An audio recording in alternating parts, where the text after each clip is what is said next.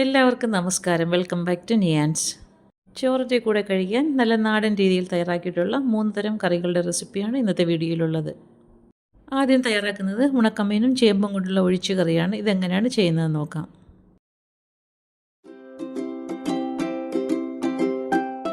ഈ കറി തയ്യാറാക്കുന്നതിന് വേണ്ടി ഈ ഒരു വലിപ്പത്തിലുള്ള 2 ചേമ്പ് എടുത്തിട്ടുണ്ട്. ഇടത്തരം വലിപ്പത്തിലുള്ള 2 ചേമ്പാണ് എടുത്തിരിക്കുന്നത്. നന്നായിട്ട് ഇതിനെ ഒന്ന് തൊലി കളഞ്ഞ് വൃത്തിയാക്കി എടുക്കാം. എടുത്ത് വെച്ചിരുന്ന 2 ചേമ്പ് ഇതേപോലെ നന്നായിട്ട് തൊലി കളഞ്ഞതിന് ശേഷം ഒന്ന് കഴുകി വൃത്തിയാക്കി എടുക്കാം. ഇനി കഴുകി വൃത്തിയാക്കിയ ചേമ്പ് നമുക്കൊന്ന് കട്ട് ചെയ്തെടുക്കണം. കറിക്കിടാനുള്ള കഷ്ണങ്ങളെന്ന് വെച്ചാൽ സാധാരണ നമ്മൾ ഉരുളക്കിഴങ്ങ് കറിക്കൊക്കെ അരിയുന്ന ആ ഒരു രീതിയിൽ ഇതിനെ ഒന്ന് അരിഞ്ഞെടുക്കണം. ഒരുപാട് വലിയ പീസസായിട്ട് കട്ട് ചെയ്തെടുക്കണ്ട. ഈ ഒരു വലിപ്പത്തിൽ എടുത്ത് വെച്ചിരിക്കുന്ന ചേമ്പ് അത്രയും ഒന്ന് മുറിച്ചെടുക്കാം. ഇപ്പോൾ 2 ചേമ്പും ഇതേപോലെ മുറിച്ചെടുത്തിട്ടുണ്ട്. ഇത് നമുക്ക് കറി വയ്ക്കാനുള്ള ചട്ടിയിലേക്ക് ആക്കി കൊടുക്കാം. കഷ്ണങ്ങളെല്ലാം ഇട്ട് കൊടുത്തതിന് ശേഷം ഇനി അതിലേക്ക് ചേർത്ത് കൊടുക്കേണ്ടത് 2 ഉണക്ക മത്തിയാണ്. കഴുകി വൃത്തിയാക്കിയതിന് ശേഷം ചെറുതായിട്ടൊന്ന് മുറിച്ചെടുക്കാം.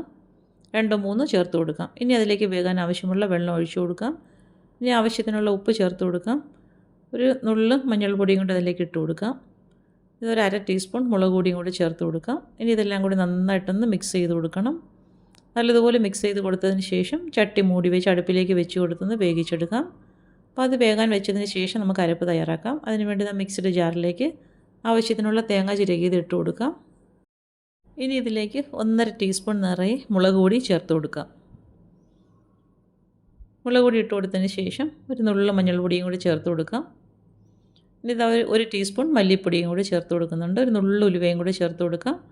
ഇനി 3-4 ചെറിയ ഉള്ളി ചെറുതായിട്ട് അരിഞ്ഞതും കൂടി ഇട്ട് കൊടുക്കാം. ഇനി അരയാൻ ആവശ്യമുള്ള വെള്ളം ഒഴിച്ച് കൊടുത്തതിന് ശേഷം നന്നായിട്ട് ഇതിനെ ഒന്ന് അരച്ചെടുക്കണം. ഈ ഒരു രീതിയിൽ നന്നായിട്ട് അരച്ചെടുത്തിട്ടുണ്ട്. അപ്പം വേകാൻ വെച്ചിരുന്ന ചേമ്പിൻ്റെ കഷ്ണങ്ങളൊക്കെ ഒന്ന് തുറന്ന് ഇളക്കി കൊടുക്കാം. അപ്പോൾ കഷ്ണങ്ങളൊക്കെ അത്യാവശ്യം നന്നായിട്ട് വെന്ത് വന്നിട്ടുണ്ട്. ഇതേപോലെ നന്നായിട്ടൊന്ന് ഇളക്കി കൊടുത്തതിന് ശേഷം കഷ്ണം എടുത്ത് വെന്തിട്ടുണ്ടോ എന്ന് നോക്കാം. അപ്പോൾ ചേമ്പ് നന്നായിട്ട് വെന്ത് വന്നിട്ടുണ്ട്. അപ്പോൾ ഈ ഒരു സമയത്ത് നമുക്ക് ഇതിലേക്ക് ഇനി പുളിക്ക് ആവശ്യമുള്ള മാങ്ങ ചേർത്ത് കൊടുക്കാം. ഒരു 3-4 കഷ്ണം മാങ്ങ ഇതിലേക്ക് ഇട്ട് കൊടുക്കുന്നുണ്ട്. മാങ്ങ ഇട്ട് കൊടുത്തതിന് ശേഷം നന്നായിട്ട് ഒന്നുകൂടെ ഒന്ന് ഇളക്കി കൊടുക്കാം. ഇനി മാങ്ങയും കൂടെ ഒന്ന് വെന്ത് വരുന്നത് വരെ ചട്ടി ഒന്ന് മൂടി വെച്ച് കൊടുക്കാം. മാങ്ങ പെട്ടെന്ന് തന്നെ വെന്ത് കിട്ടുമല്ലോ. അപ്പോൾ ഇതേപോലെ തുറന്നതിന് ശേഷം നമുക്കിതിലേക്ക് അരച്ച് വെച്ചിരിക്കുന്ന അരപ്പൊഴിച്ച് കൊടുക്കാം. അരപ്പൊഴിച്ച് കൊടുത്തതിന് ശേഷം ആവശ്യത്തിനുള്ള വെള്ളവും കൂടി ഇതിലേക്ക് ചേർത്ത് കൊടുക്കാം. അപ്പോൾ ചേമ്പ് ആയതുകൊണ്ട് തന്നെ കറി പെട്ടെന്ന് തിക്കായി വരും. അപ്പോൾ അതിനനുസരിച്ചുള്ള വെള്ളം നമുക്ക് ആദ്യമേ ചേർത്ത് കൊടുക്കണം. വെള്ളവും ചേർത്ത് കൊടുത്തതിന് ശേഷം നന്നായിട്ടൊന്ന് മിക്സ് ചെയ്ത് കൊടുക്കാം. ഇതേപോലെ നന്നായിട്ടൊന്ന് സ്പൂൺ ഉപയോഗിച്ചൊന്ന് ഇളക്കി കൊടുക്കാം.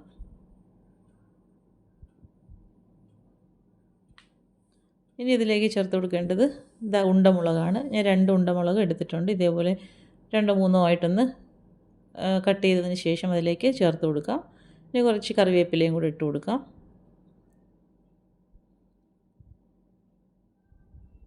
വീണ്ടും സ്പൂൺ ഉപയോഗിച്ച് ചെറുതായിട്ടൊന്ന് ഇളക്കി കൊടുക്കണം. ഇനി ഇതിലേക്ക് നമുക്ക് കറിക്ക് ആവശ്യമുള്ള ഉപ്പും കൂടി ചേർത്ത് കൊടുക്കാം. നേരത്തെ നമ്മൾ കഷ്ണങ്ങൾക്കുള്ള ഉപ്പ് മാത്രമേ ചേർത്ത് കൊടുത്തിട്ടുള്ളായിരുന്നു. അപ്പോൾ ഈ സമയത്ത് ആവശ്യത്തിനുള്ള ഉപ്പും കൂടി ചേർത്ത് കൊടുക്കാം. ഉപ്പും ചേർത്ത് കൊടുത്തതിന് ശേഷം വീണ്ടും നന്നായിട്ടൊന്ന് ഇളക്കി കൊടുക്കണം. അപ്പോൾ ചേർത്ത ഉപ്പ് നല്ലതുപോലെ ഒന്ന് മിക്സ് ചെയ്ത് കൊടുക്കണം. നന്നായിട്ട് ഇതേപോലെ ഒന്ന് ഇളക്കി കൊടുത്തതിന് ശേഷം കറി നല്ലതുപോലെ ഒന്ന് തിളച്ച് വരുന്നത് വരെ ഒന്ന് വെയിറ്റ് ചെയ്യാം. ഇപ്പോൾ കറി നന്നായിട്ട് തിളച്ച് വന്നിട്ടുണ്ട്. അപ്പോൾ കറി തിളയ്ക്കുന്ന സമയത്ത് വീണ്ടും നല്ലതുപോലെ ഒന്ന് ഇളക്കി കൊടുക്കാം. കറി നന്നായി തിളച്ച് വന്നതിന് ശേഷം ചട്ടി ഒന്ന് മൂടി വെച്ച് കൊടുക്കാം. ഫ്ലെയിം നല്ലതുപോലെ ഒന്ന് മീഡിയത്തിലാക്കി കൊടുത്തതിന് ശേഷം 2-3 മിനിറ്റ് ഒന്ന് മൂടി വെച്ച് കൊടുക്കണം. വീണ്ടും ഇതേപോലെ തുറന്നിട്ടൊന്ന് ഇളക്കി കൊടുക്കാം. അപ്പോൾ കറി നന്നായിട്ട് പരുവായി വന്നിട്ടുണ്ട്. ഇതുപോലെ നന്നായിട്ടൊന്ന് ഇളക്കി കൊടുത്തതിന് ശേഷം ഫ്ലെയിം നല്ലതുപോലെ ഒന്ന് സിമ്മിലാക്കി കൊടുത്ത് വീണ്ടും ഒന്ന് മൂടി വെച്ച് കൊടുക്കാം. അപ്പോൾ കറി നല്ലതുപോലെ പരുവായി എണ്ണയൊക്കെ തെളിഞ്ഞ് വന്നിട്ടുണ്ട്. ഈ ഒരു സമയമാകുമ്പോഴേക്കും ഫ്ലെയിം ഓഫ് ചെയ്ത് കൊടുത്ത് അടുപ്പിൽ നിന്ന് മാറ്റാം. ചോറിൻ്റെ കൂടെ കഴിക്കാൻ നല്ല അടിപൊളി ടേസ്റ്റാണ്. ചേമ്പും ഉണക്കമീനും കൊണ്ട് ഈ ഒരു ഒഴിച്ചുകറി ഇങ്ങനെയൊന്ന് തയ്യാറാക്കി നോക്കൂ. കണ്ടില്ലേ, കറി നന്നായിട്ട് സെറ്റായി വന്നിട്ട് നല്ല അടിപൊളി ടേസ്റ്റാണ്. തീർച്ചയായിട്ടും ഈ ഒരു രീതിയിൽ ഇങ്ങനെയൊന്ന് തയ്യാറാക്കി നോക്കൂ. അടുത്തത് അയല മീനും തലയും എല്ലാം കൂടി ചേർത്തിട്ടുള്ള ഒരു അവിയലാണ്. എങ്ങനെയാണ് തയ്യാറാക്കുന്നത് നോക്കാം. ഇത് തയ്യാറാക്കുന്നതിന് വേണ്ടി അയല മീൻ ഇതേപോലെ ഈ ഒരു ചെറിയ വലിപ്പത്തിൽ നിന്ന് മുറിച്ചെടുത്തിട്ടുണ്ട്. അതിൻ്റെ കൂടെ തന്നെ അതിൻ്റെ തലയും ചേർത്ത് വെച്ചിട്ടുണ്ട്. ഇതേപോലെ നന്നായിട്ട് 3-4 വെള്ളം കഴുകിയതിന് ശേഷം അവിയൽ വയ്ക്കാനുള്ള ചട്ടിയിലേക്ക് ആക്കി കൊടുക്കാം. ഇതേപോലെ കഷ്ണങ്ങളെല്ലാം ഇട്ട് കൊടുത്തതിന് ശേഷം അതിലേക്ക് വേകാൻ ആവശ്യമുള്ള വെള്ളം ഒഴിച്ചു കൊടുക്കാം.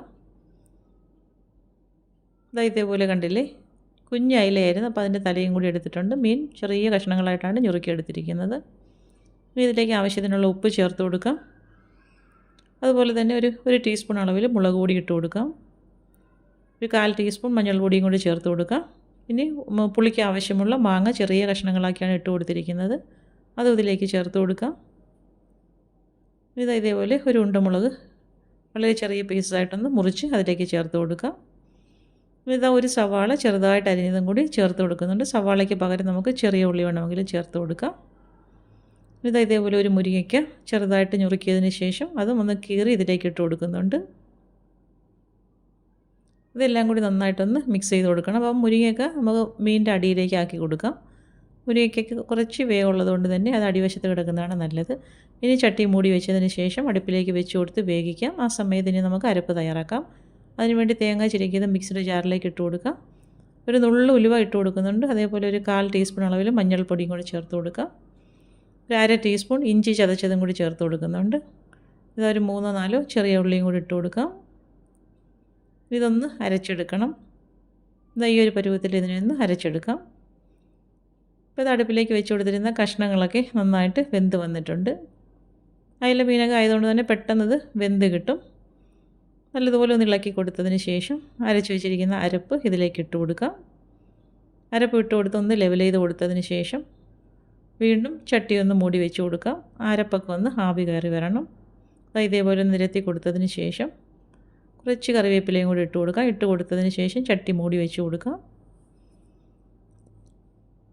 2 മിനിറ്റോളം അങ്ങനെ വെച്ചതിന് ശേഷം വീണ്ടും മൂടി തുറന്ന് നന്നായിട്ടൊന്ന് ഇളക്കി കൊടുക്കാം. അപ്പോൾ നമ്മുടെ അവിയൽ റെഡിയായി കഴിഞ്ഞിട്ടുണ്ട്. മുരിങ്ങയൊക്കെ നന്നായിട്ട് വെന്ത് വന്നിട്ടുണ്ട്. ഈ ഒരു രീതിയിൽ നന്നായിട്ടൊന്ന് ഇളക്കി കൊടുക്കാം. ഇളക്കി കൊടുത്തതിന് ശേഷം ഇനി ഇതിലേക്ക് കുറച്ച് വെളിച്ചെണ്ണയും കൂടെ ഒഴിച്ചു കൊടുക്കണം. വെളിച്ചെണ്ണ ഒഴിച്ചു കൊടുത്തതിന് ശേഷം വീണ്ടും നന്നായിട്ടൊന്ന് ഇളക്കി കൊടുക്കാം. നല്ല സൂപ്പർ ടേസ്റ്റാണ്. അയല മീനും തലയും കൂടി ചേർത്ത് ഇങ്ങനെയൊന്ന് ഈ അവിയൽ തയ്യാറാക്കി നോക്കൂ. ചോറുണ്ണനാണെങ്കിൽ പിന്നെ വേറെ കറിയൊന്നും വേണ്ട, ഈ ഒരു അവിയൽ മാത്രം മതിയാകും. അപ്പോൾ അവിയൽ സെറ്റായി കഴിഞ്ഞ് അടുപ്പിൽ നിന്നും മാറ്റി കൊടുക്കാം. ഇത് കണ്ടില്ലേ, കാണുമ്പോൾ തന്നെ അറിയാമല്ലോ എത്രത്തോളം ടേസ്റ്റ് ആയിരിക്കുമെന്നുള്ളത്. അപ്പോൾ ഈ ഒരു രീതിയിൽ അയല മീനും തലയും എല്ലാം കൂടി ചേർത്ത് അവിയൽ ഇങ്ങനെയൊന്ന് തയ്യാറാക്കി നോക്കൂ. അടുത്തത് ചുരയ്ക്ക കൊണ്ടുള്ളൊരു മെഴുക്ക് പുരട്ടിയാണ്. ഇതെങ്ങനെയാണ് തയ്യാറാക്കുന്നത് നോക്കാം. ഈ മെഴുക്ക് പുരട്ടി തയ്യാറാക്കുന്നതിന് വേണ്ടി ഈ ഒരു വലിപ്പത്തിലുള്ള ചുരയ്ക്കയുടെ ഒരു പീസാണ് എടുത്തിരിക്കുന്നത്. ഇതിനെ നന്നായിട്ട് തൊലി കളഞ്ഞൊന്ന് വൃത്തിയാക്കി എടുക്കണം. ഉള്ളിലുള്ള കുരുവൊക്കെ കളഞ്ഞ് തൊലിയൊക്കെ കളഞ്ഞ് നന്നായിട്ടൊന്ന് വൃത്തിയാക്കി എടുക്കാം. അതിനുശേഷം നമുക്കിതിനെ ഒന്ന് അരിഞ്ഞെടുക്കണം. അപ്പോൾ ഇതേപോലെ നന്നായിട്ടൊന്ന് തൊലി കളഞ്ഞ് വൃത്തിയാക്കി എടുക്കാം. ഇപ്പോൾ ചുരയ്ക്ക പീസ് നന്നായിട്ടൊന്ന് വൃത്തിയാക്കി എടുത്തിട്ടുണ്ട്. നല്ലതുപോലെ ഇനി ഒന്ന് കഴുകിയെടുക്കാം. കഴുകിയതിന് ശേഷം ഇതേപോലെ നീളത്തിലൊന്ന് ഇതേപോലെ ഒട്ടും കനമില്ലാതെ ഒന്ന് മുറിച്ചെടുക്കണം. അപ്പോൾ ഇത് മെഴുക്ക് പുരട്ടുന്നതിന് നന്നായിട്ട് കനം കുറച്ചാണ് അരിഞ്ഞെടുക്കേണ്ടത്. അപ്പോൾ ഈ ഒരു രീതിയിൽ നന്നായിട്ട് നീളത്തിൽ കനം കുറച്ചൊന്ന് മുറിച്ചതിന് ശേഷം ഇനി ഇതിനെല്ലാം കൂടെ അടുക്കി വെച്ചിട്ട് ഇതേപോലെ ചെറിയ ചെറിയ പീസസ് ആയിട്ടൊന്ന് മുറിച്ചെടുക്കാം. അപ്പോൾ ഈ ഒരു രീതിയിൽ നന്നായിട്ട് കനം കുറച്ച് വേണം മെഴുക്ക് പുരട്ടിക്ക് വേണ്ടി ഇത് അരിഞ്ഞെടുക്കാൻ. അപ്പോൾ അത് എടുത്ത് വെച്ചിരുന്ന ചുരയ്ക്ക ഈ ഒരു വലുപ്പത്തിൽ എല്ലാം നന്നായിട്ടൊന്ന് അരിഞ്ഞെടുത്തിട്ടുണ്ട്. അപ്പോൾ ഇതേപോലെ അരിഞ്ഞെടുത്തതിന് ശേഷം ഇതിലേക്ക് കുറച്ച് ചെറിയ ഉള്ളിയും കൂടെ വേണം. ഒരു 10 ചെറിയ ഉള്ളിയോളം എടുത്ത് തൊലി കളഞ്ഞ് നന്നായിട്ട് അതൊന്ന് കഴുകി വൃത്തിയാക്കി എടുത്തിട്ടുണ്ട്. അതും ഇനി ചെറിയ ചെറിയ പീസസ് ആയിട്ടൊന്ന് മുറിച്ചെടുക്കാം. മെഴുക്ക് പുരട്ടിക്ക് ചെറിയ ഉള്ളി ചേർത്ത് കൊടുക്കുന്നതാണ് ഏറ്റവും നല്ലത്. അപ്പോൾ ഈ ഒരു രീതിയിൽ എടുത്ത് വെച്ചിരിക്കുന്ന ചെറിയ ഉള്ളി അത്രയും ഒന്ന് മുറിച്ചെടുക്കാം. ഇപ്പോൾ ചുരയ്ക്കയും ചെറിയ ഉള്ളി അരിഞ്ഞെടുത്തിട്ടുണ്ട്. ഇനി നമുക്ക് മെഴുക്ക് പുരട്ടിക്കാനുള്ള ചട്ടിയിലേക്ക് വെളിച്ചെണ്ണ ഒഴിച്ചു കൊടുക്കാം. ചൂടായി വരുമ്പോൾ അതിലേക്ക് കടുകും വറ്റൽമുളകും കറിവേപ്പിലയും കൂടി ഇട്ട് കൊടുത്തൊന്ന് മൂപ്പിച്ചെടുക്കാം. ഇതെല്ലാം കൂടി നന്നായിട്ട് മൂത്ത് വരുന്ന സമയത്ത് അരിഞ്ഞു വെച്ചിരിക്കുന്ന ചെറിയ ഉള്ളി ഇതിലേക്ക് ചേർത്ത് കൊടുക്കാം. ഇതെല്ലാം നന്നായിട്ട് മൂത്ത് വരുന്ന സമയത്ത് ഇത് അരിഞ്ഞു വെച്ചിരിക്കുന്ന ചെറിയ ഉള്ളി ഇതിലേക്ക് ഇട്ട് കൊടുക്കുന്നുണ്ട്. ഉള്ളി ഇട്ട് കൊടുത്തതിന് ശേഷം നന്നായിട്ടൊന്ന് വഴറ്റി കൊടുക്കണം. അപ്പോൾ ഈ രീതിയിൽ നല്ലതുപോലെ ഒന്ന് വഴറ്റിയെടുക്കാം. ഉള്ളി ഇതാ ഇതേപോലെ നന്നായിട്ട് വാടി വരുന്ന സമയത്ത് അരിഞ്ഞു വെച്ചിരിക്കുന്ന ചുരക്ക ഇതിലേക്ക് ചേർത്ത് കൊടുക്കാം.